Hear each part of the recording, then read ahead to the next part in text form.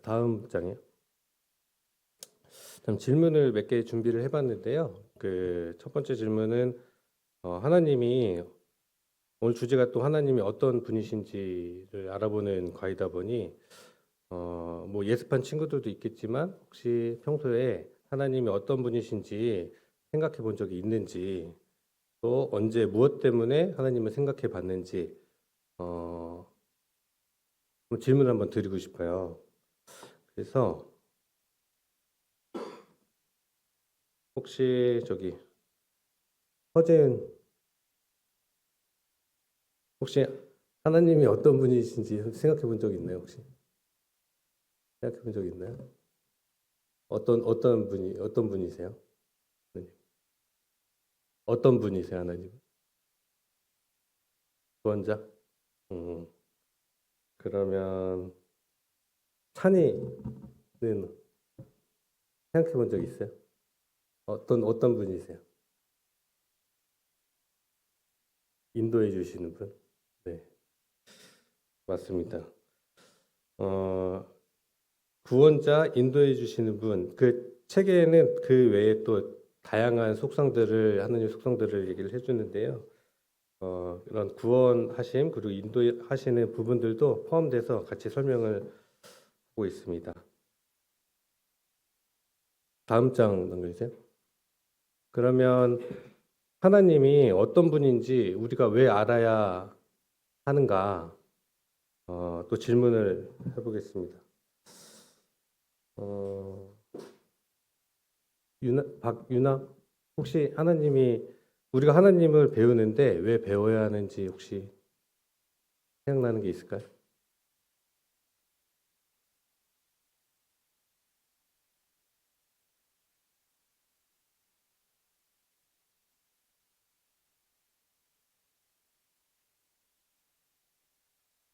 우리를 가장 위하시는 분이니까 어, 그렇기 때문에 우리를 가장 사랑하시고 가까운 분이시기 때문에 우리는 하나님을 알아야 한다. 어, 은진이는 어떻게 생각하나요?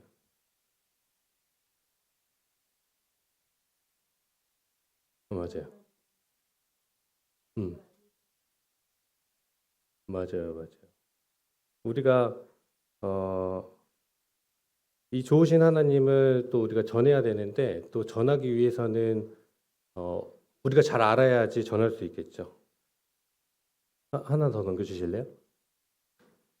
네, 한 5가지 정도로 정리를 해봤는데요.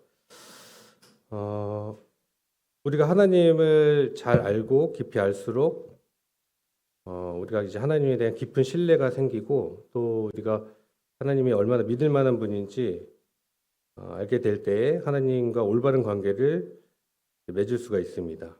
그리고 두 번째로 예배의 근거가 되는데요.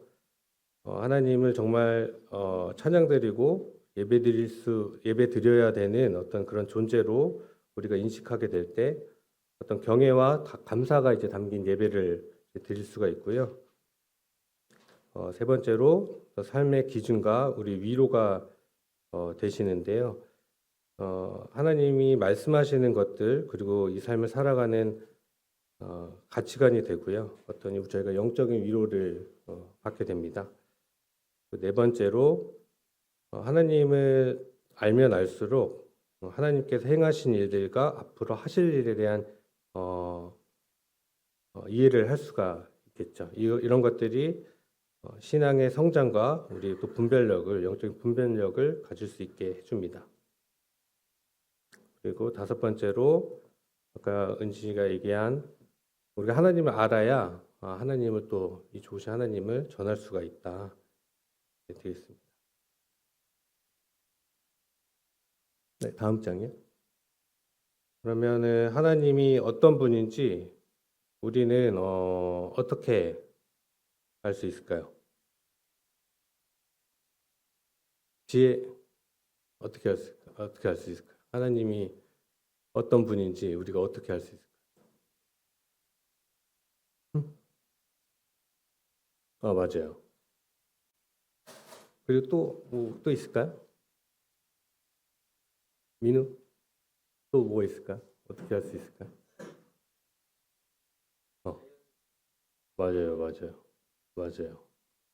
하나 더 넘겨주세요. 하나만 더 넘겨주세요. 어, 하나님이 창조하신 그 피조물들을 보고 또 창조하신 것들을 보고 또 학생들이 얘기한 것처럼 성경 말씀을 통해서 그리고 우리 인생에 함께 하시는 하나님을 통해서 우리가 경험을 하게 되죠. 그러면서 이제 하나님을 알 수 있는 것 같습니다. 특히 우리가 성경이라는 매개체를 통해서 하나님을 배우게 되고 하나님을 또 접하게 되는데요.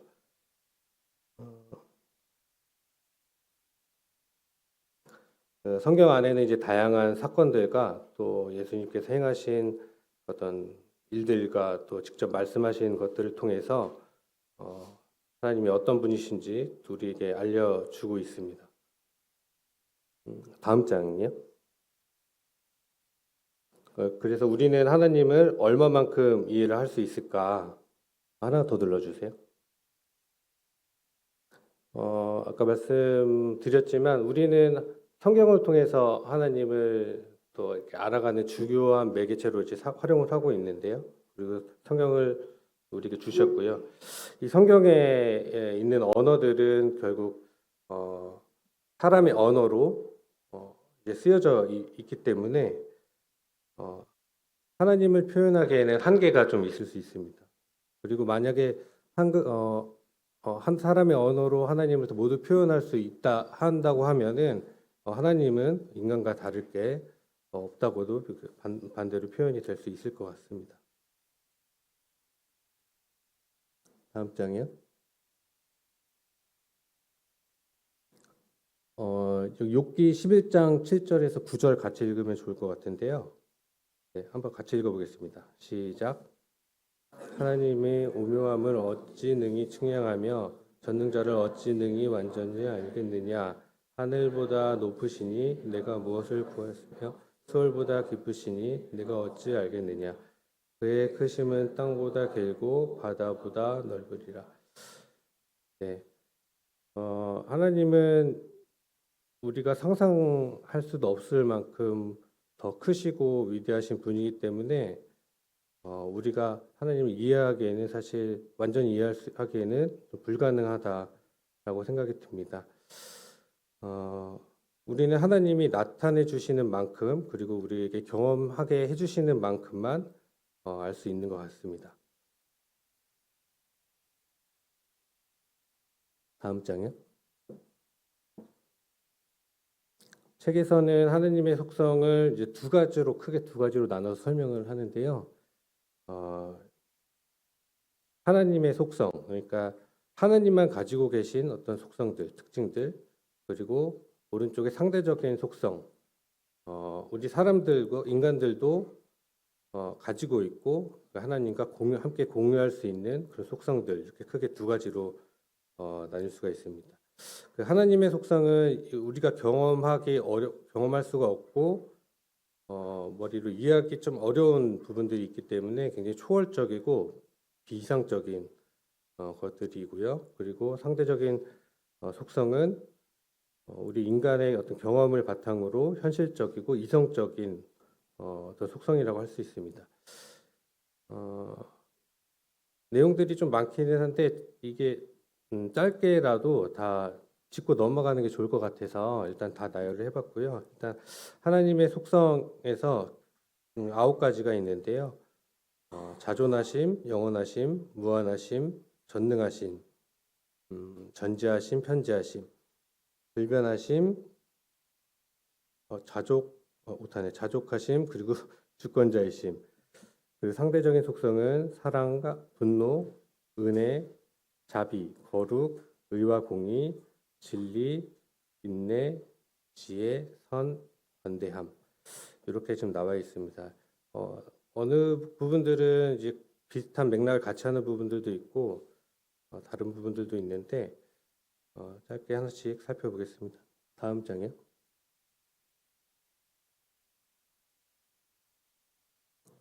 첫 번째로 자존하심입니다. 이 문자적인 의미로는 하나님 스스로 존재한다 라는 개념이고요. 피조물인 인간과 대비되는 근원적인 어떤 속성입니다. 스스로 존재하시기 때문에 하나님의 생명을 통해서 우리 이제 생명이 시작되고요.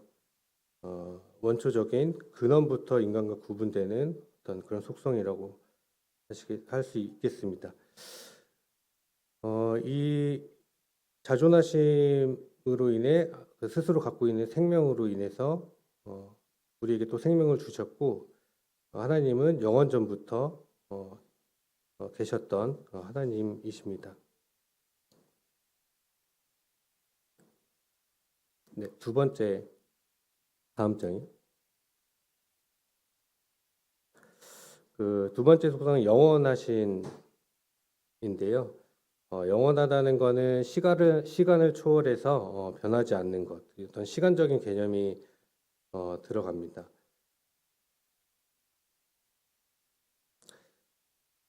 첫 번째로 영원부터 영원까지 그분은 하나님이시다. 그리고 두 번째로 처음부터 끝까지 그리고 과거와 현재 미래를 초월한 어떤 시간을 다 초월해서 계신다 라고 볼 수 있습니다. 이것은 하나님이 영원하시기에 앞서 말씀드린 하나님이 주시는 생명도 되게 영원하다라는 것을 의미를 하고요. 우리가 현재에 갇혀서 살고 있지만 하나님의 이런 과거, 현재, 미래를 초월하시는 이 속성으로 우리가 현재를 넘어서 또 미래에 대한 소망을 가질 수 있다는 또 의미를 가질 수 있겠습니다. 네, 다음 장이요. 네, 다음은 무한하심입니다. 열왕기상 8장 27절 같이 읽으면 좋을 것 같은데요. 한번 같이 읽어보겠습니다. 자, 시작. 하나님이 참으로 땅에 거하시리까 하늘과 하늘들의 하늘이라도 주를 용납하지 못하거든 하물며 내가 건축한 이 성전이오리까. 솔로몬의 성전을 동원하면서 드리는 이제 기도의 구절인데요. 이제 하나님의 무한하심과 인간의 한계를 깊이 고백하는 내용이라고 하겠습니다. 이것은 하나님은 이제 시공간에 제한되지 않으시는 분이고, 또 우리가 이런 하나님의 무한하심을 인식하게 될 때 우리 인간의 어떤 한계와 이로 인해서 하나님께 겸손함을 가질 수 있다, 이렇게 생각이 되고요. 또 감사가 되는 것은 이렇게 무한하신 위대하신 우리 하나님께서 우리와 함께 하심을 항상 원하고 계신다. 이런 어떤 감사를 내포하고 있습니다. 네, 다음 장이요. 네, 다음은 전능하심인데요. 저는 이거 읽으면서 이 전능하심이 제일 좋았던 어떤 속성이랄까? 항상 많이 좋아하잖아요. 우리가 할 수 없는, 내가 항상 뭐 할 수 없는 것들을 하나님께 기대서 의지하고 하는데, 하나님은 이렇게 무엇이든지 하실 수 있는 분이라는 것을 우리가 믿고 있기 때문에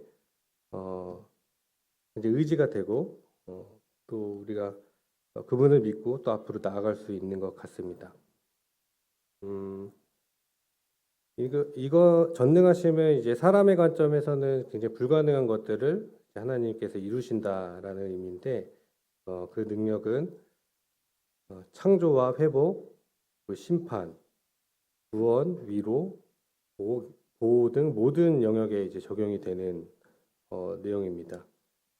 앞에서 말씀드렸지만 내가 할 수 없다는 것을 그분이 할 수 있다는 것을 이제 믿고 있을 때 굉장히 현실에서 어렵고 힘든 부분들, 절망되는 부분들에 있어서도 하나님을 의지하고 기대와 소망을 갖고 살아갈 수 있다 있습니다. 그래서 성도들에게 굉장히 위로가 되는 하나님의 또 속성이라고 할 수 있겠습니다.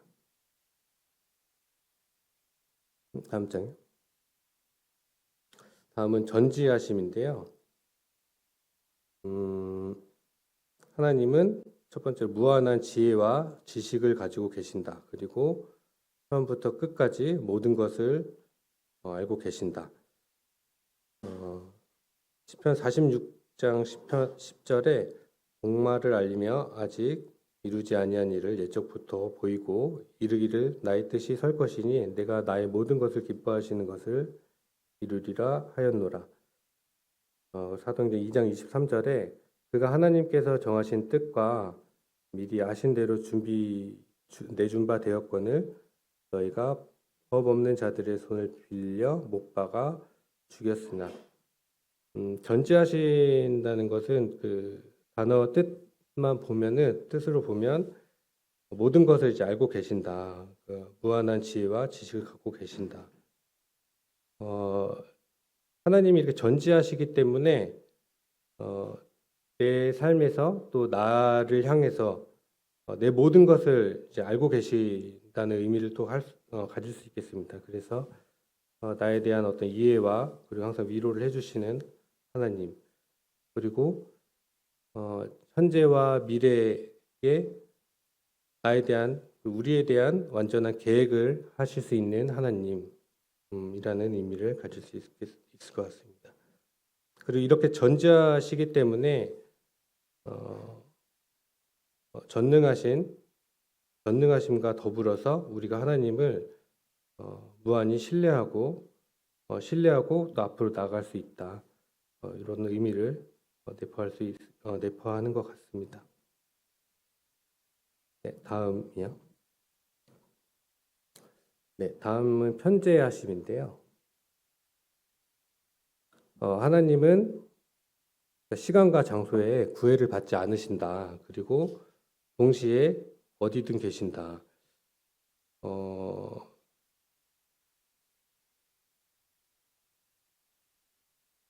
그러니까 현실에서는 인간의 어떤 상식과 개념으로는 참 이해할 수 없는 부분들인데요. 이렇게 어느 장소에서나 어느 시간에서나 항상 계시기 때문에 이는 또 늘 우리와 함께 계신다. 그리고 또 나와 함께 어느 장소에서나 나와 함께 계신다라고도 생각할 수가 있습니다.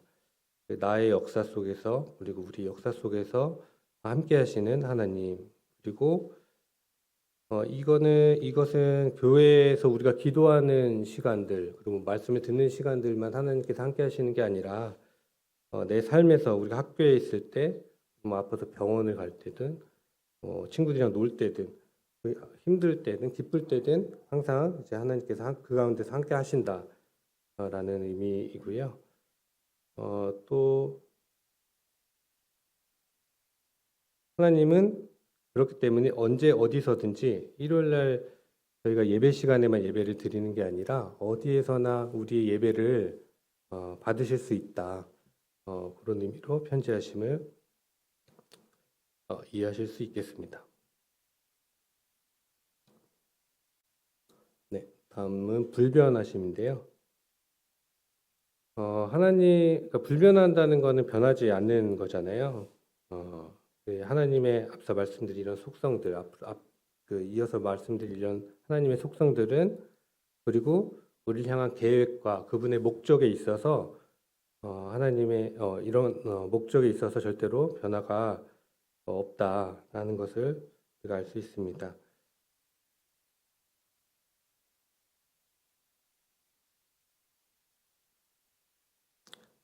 야고보서 1장 17절에 온갖 좋은 은사와 온전한 선물이 다 위로부터 이들의 아버지께로부터 내려오나니 그는 변함도 없으시고 회전하는 그림자도 없으시니라. 사람은 참 많이 변하는 것 같아요. 관계에 있어서도 그렇고 되게 저도 이제 학창 시절이나 뭐 이제 회사 생활을 해보면은 그 관계들이나 서로에 대한 신뢰나 믿음들이 영원하지 못하는 것 같아요. 하지만 하나님이시기에, 불변하신 하나님이시기에 우리가 이렇게 굳게 믿고 또 신뢰할 수 있는 것 같습니다. 네, 다음이요. 네, 다음은 자족하심인데요. 하나님의 부족함이 없으시기에 하나님은 아무것도 필요로 하지 않으십니다. 사도행전 17장 24절에서 25절 같이 좀 읽어보면 좋을 것 같은데요. 네, 같이 읽겠습니다. 시작. 우주와 그 가운데 있는 만물을 지으신 하나님께서는 천지의 주제이시니 손으로 지은 전에 계시지 아니하시고 또 무엇이 부족한 것처럼 사람의 손으로 섬김을 받으시는 것이 아니니 이는 만민에게 생명과 호흡과 만물을 친히 주신 이십니다. 하나님은 사실 우리에게 뭘 필요로 하시지 않거든요. 모든 걸 다 갖추고 계시고 모든 걸 다 충족하고 계시기 때문에 우리를 필요로 해서 우리를 이렇게 만드신 게 아니라 우리를 사랑으로 이제 택하신 분이다라는 걸 알 수 있습니다. 이것은 무조건적인 하나님의 은혜를 또 뜻하기도 합니다. 그리고 어떤 진정한 우리가 살아가면서 진정한 만족은 사람들의 관계나 현실에서의 어떤 만족이나 이런 것들로 채워줄 수가 있는 것이 아니라 하나님 안에서만 가능하다는 것을 뜻합니다. 완전히 만족하는 충만함을 가지고 계신 분은 하나님이기 때문에 그분으로부터 나오는 것들로만 우리가 만족하고 충만할 수 있습니다. 네, 다음은 주권자이심인데요. 첫 번째로 하나님은 온 세상을 통치하시는 유일한 분이십니다. 그리고 모든 것을 하나님의 뜻에 따라 결정하시고 행하십니다. 에베소 1장 11절에 모든 일을 그의 뜻의 결정대로 일하시는 이의 계획을 따라 우리가 예정을 입어 그 안에서 기업이 되었으니 우리의 삶의 모든 상황이 이렇게 하나님의 주권 아래 있다는 것이 우리에게 평안과 신뢰를 줄 수가 있고요.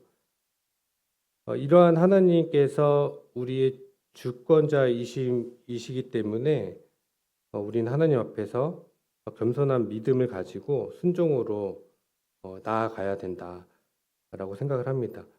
그리고 이렇게 믿을 만한 분이시고 내 삶을 이끄시는 분이시기 때문에 나의 생각과 나의 계획보다는 하나님의 뜻을 더 신뢰하면서 따라가야 한다 라고 생각합니다. 이제 다음에는 상대적인 속성인데요. 이것은 우리 인간들이 어떤 느끼는 감정과 속성들이기 때문에 상대적으로 좀 더 잘 이해할 수 있고 공감할 수 있는 내용들이라고 하겠습니다. 첫 번째로 역시 제일 먼저 나오는 단어는 사랑입니다. 하나님께서는 우리를 사랑하심으로 아들을 보내주셨습니다. 요한일서 4장 10절 같이 한번 읽어보겠습니다. 시작. 사랑은 여기 있으니 우리가 하나님을 사랑한 것이 아니요 하나님이 우리를 사랑하사 우리 죄를 속하기 위하여 화목제물로 그 아들을 보내셨습니다.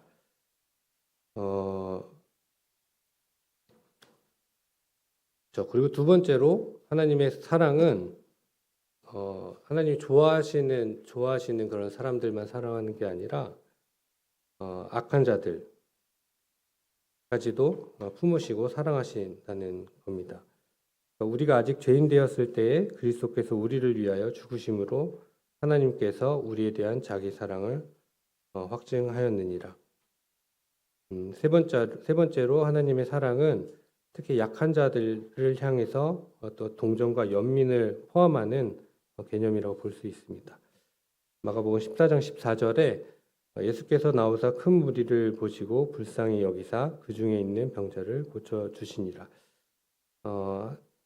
하나님께서는 병든 자 그리고 과부, 어린이 이렇게 사회적으로 연약하고 약한 자들을 특히 더 사랑하고 보살펴 주신 것을 알 수 있습니다. 우리가 이렇게 하나님의 사랑을 또 알게 될 때에 우리가 사랑받는 존재임을 또 알게 하시고 우리가 받은 사랑을 또 이제 다시 베푸는 그런 걸 원하시는 것이라고 생각을 합니다. 자, 다음이요. 다음은 분노인데요. 첫 번째 부정과 불의 모든 경건치 못한 것들에 대해서 하나님께서는 진노하시고요. 또 회개하지 않는 모든 악에 대해서 진노를 하십니다. 로마서 1장 18절입니다.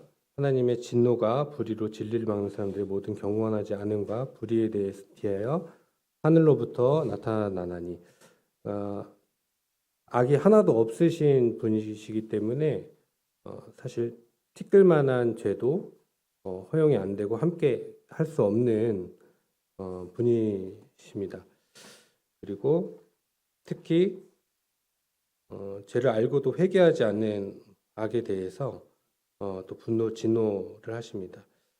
로마서 2장 4절에서 6절인데요. 혹 내가 하나님의 인자하심이 너를 인도하여 회개하게 하심을 알지 못하여 그의 인자하심과 용납하심과 같이 참으심이 풍성함을 멸시하느냐. 다만 내 고집과 회개하지 아니한 마음을 따라 진노의 날 곧 하나님의 의로우신 심판이 나타나는 그날에 임할 진노를 내게 쌓는도다. 네.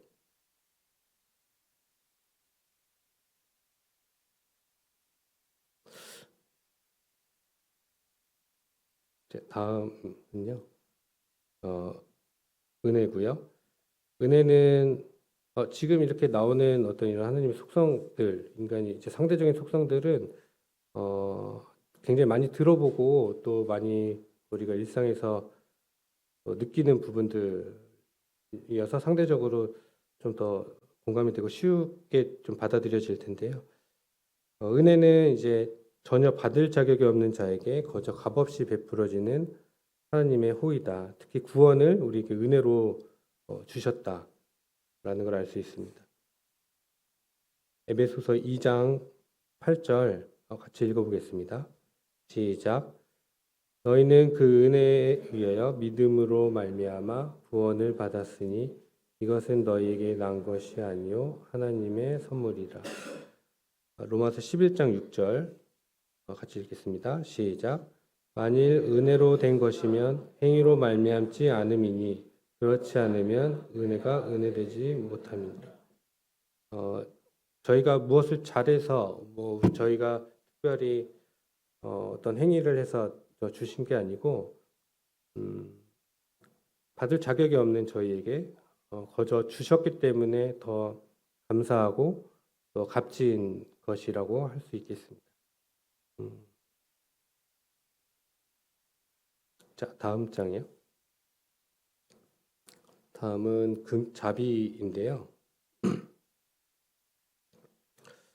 하나님을 대적하는 자들이나 또 궁핍한 자들을 가엾게 여기고 구원을 베푸신 것을 볼 때 하나님은 참 자비하시다, 그리고 긍휼하시다 라는 것을 알 수 있습니다.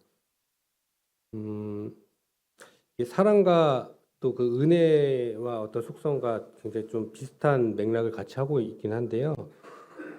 조금 세밀하게 조금 더 구분해서 보자면 자비는 용서와 불쌍함 그리고 불쌍히 여김이 더 강조된 형태의 속성이라고 할 수 있겠고, 사랑은 헌신과 포용이 더 강조된 형태, 그리고 은혜는 무자격자가 받는 어떤 수혜가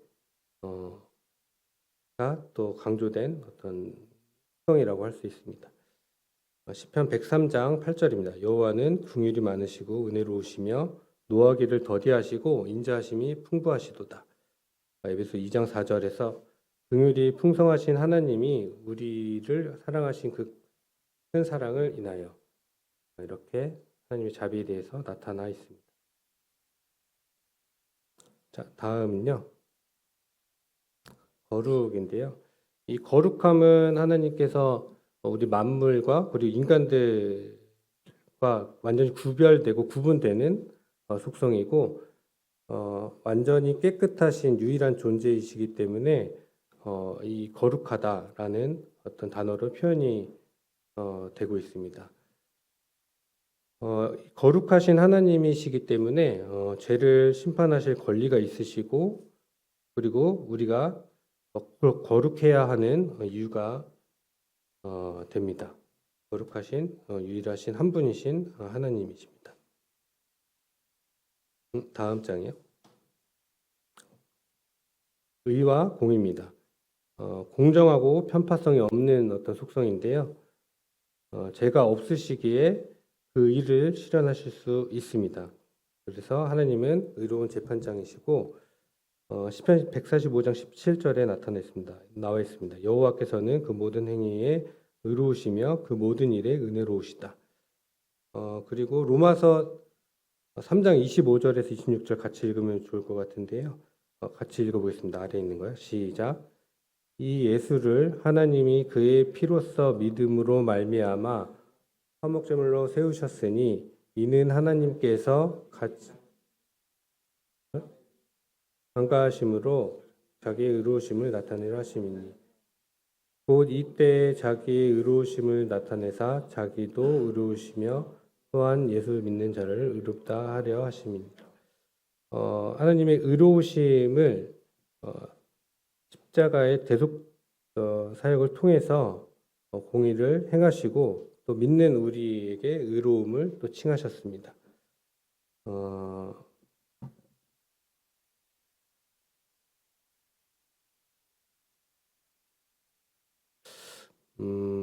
뒤에 또 좀 많이 남았는데요. 좀 빨리 할게요. 네. 다음은 그 인내인데요. 하나님은 오래 참으시고 관용하십니다. 로마서 9장 22절.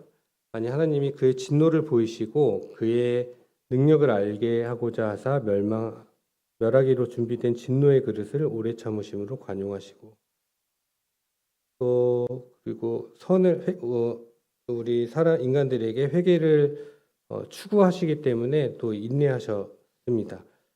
베드로후서 3장 9절 주의 약속은 어떤 이들이 더디다고 생각하는 것 같이 더딘 것이 아니라 오직 주께서는 너희를 대하여 오래 참으사 아무도 멸망하지 아니하고 다 회개하기에 이르기를 원하시느라.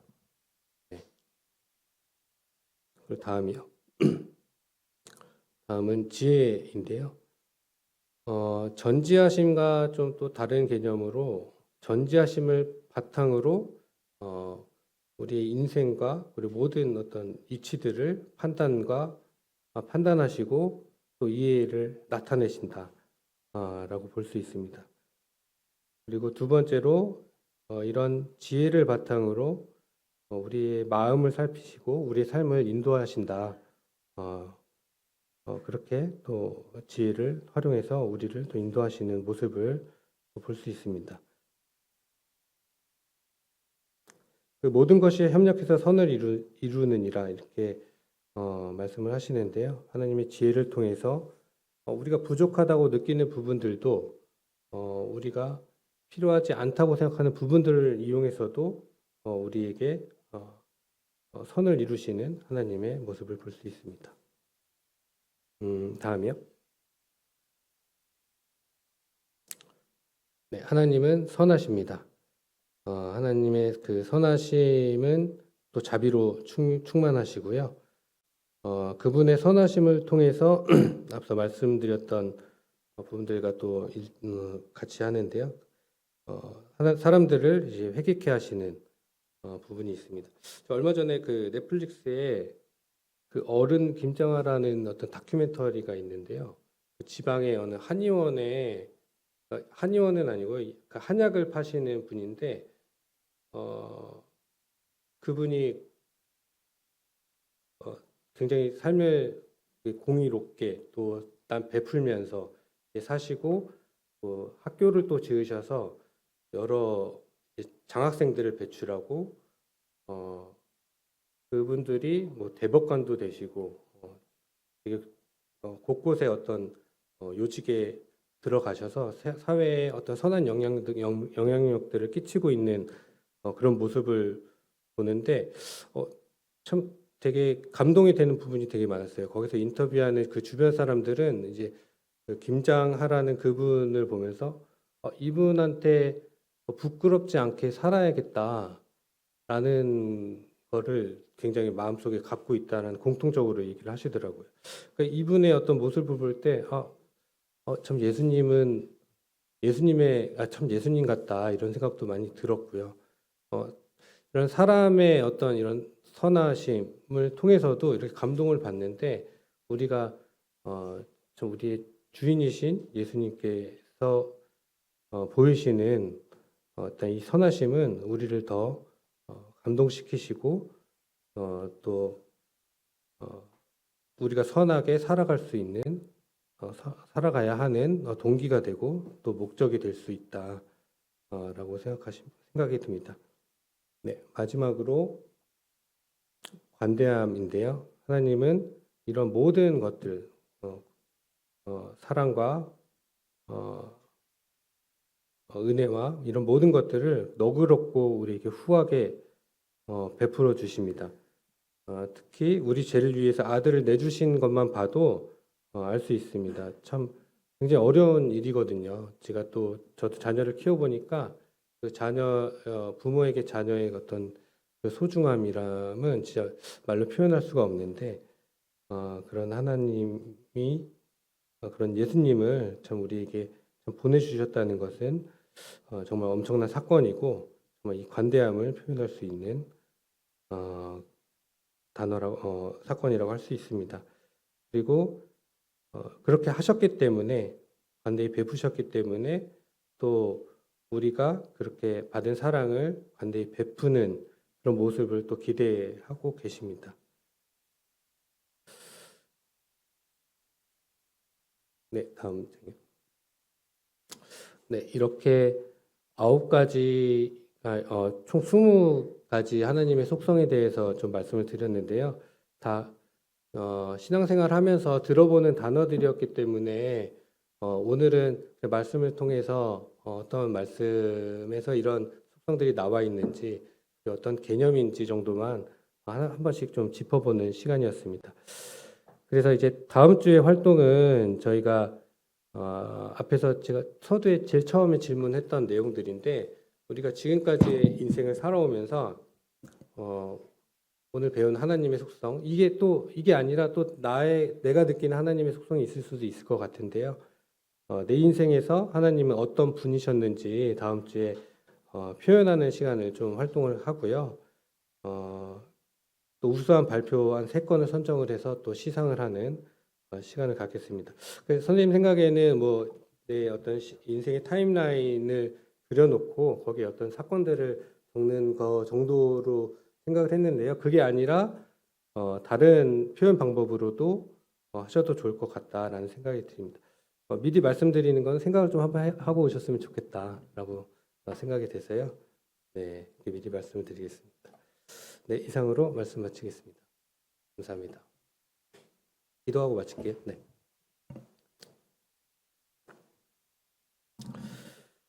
하나님 아버지, 오늘 하나님이 또 어떤 분이신지 또 생각하는 시간을 갖게 되었습니다. 저희가 사실 이 짧은 인생을 살면서 하나님을 얼마나 이해할 수 있으며 하나님을 얼마나 알 수 있겠습니까? 하지만 저희에게 부어주시는 그 사랑과 은혜가 너무 크고 넘치기에 저희가 그 조금이나마 그 사랑을 배우고 배운 것을 또 전하고 베푸는 참 그런 사람이 되기를 참 원합니다. 앞으로도 저희 학생의 또 더욱 사랑해 주시고 또 지켜봐 주시고 또 하나님을 더 배우고 하나님을 닮아가는 그런 학생들과 선생님들로 인도해 주시기를 기도드립니다. 함께 해주셔서 감사를 드리옵고 예수 그리스도의 이름으로 아버지 안에 감사하며 기도드렸습니다. 네, 감사합니다.